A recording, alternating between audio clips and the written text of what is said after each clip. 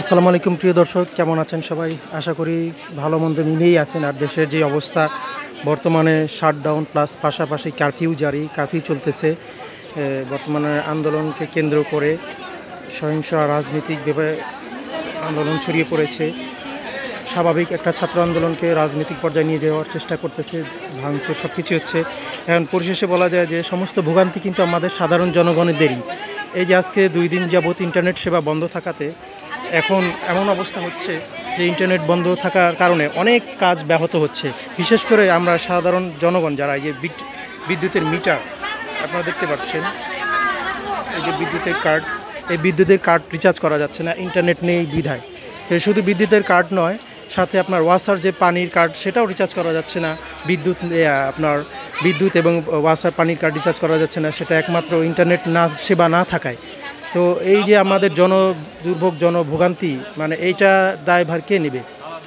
এই কারফিউর মধ্যে এখন আজকে ডিপিডিসি থেকে বিদ্যুৎ অফিসে থেকে রিচার্জ করা যাচ্ছে। আর লাইন অনেক হাজার মানুষ এসেছে এই কার্ড রিচার্জ করার জন্য বিদ্যুতের কার্ড রিচার্জ করতে আসছে। এখন এখানে সিস্টেমটা যেটা হচ্ছে যে টাকা রিচার্জের জন্য টাকা নিচ্ছে না, সেটা হচ্ছে আপনার ডিউ, মানে আপনার বাকিতে দেওয়া হচ্ছে, যেটা আপনার পরবর্তীতে ব্যালেন্স থেকে সমন্বয় করা হবে। আর এখন এইটার জন্য আবার এক্সট্রা চার্জ নেয় কিনা তাও জানি না। আর অনেক মানুষের ভিড়, ইন্টারনেট সেবা না থাকার কারণে এই ভোগান্তিটা আসলে আমাদের এই মিটার কার্ড রিচার্জ করতে হচ্ছে। আপনারা দেখুন কি পরিমাণে ভিড়, নারী পুরুষ দুই দিকে লাইন। আমি আছি ভিতর দিকে, বাইরের দিকে আরও মানুষ আছে অনেক।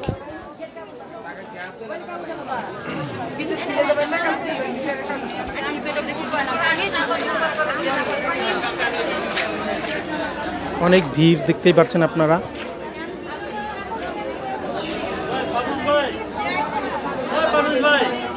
এই বিদ্যুতের কার্ডের জন্য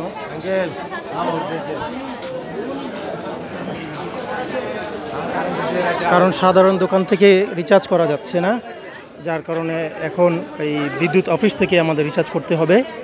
আর বিদ্যুৎ অফিস থেকে রিচার্জ করতে হলে অনেক লম্বা লাইন। আর এখানে ক্যাশ টাকা দেওয়া হচ্ছে না, বাকিতে দেওয়া হচ্ছে ডিউ পেমেন্ট। পরবর্তীতে এটা একটা এক্সট্রা চার্জও ধরবে, সেটাও কাম্য নয়, কারণ এক্সট্রা চার্জ দিলে তখন সেখানে আরও ব্যালেন্সের টাকা বেশি কাটা হয়। আর ইন্টারনেট সেবা স্বাভাবিক না হলে এই সমস্যাটা চলতেই থাকবে। আমি আছি এখন স্বামীবাগ বিদ্যুৎ অফিসে।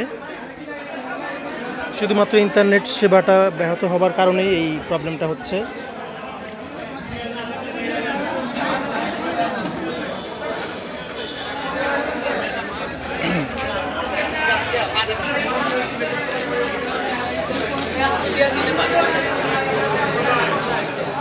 বিদ্যুতের কার্ড রিচার্জ করতে পারছি না, ইন্টারনেট নেই বিধায়।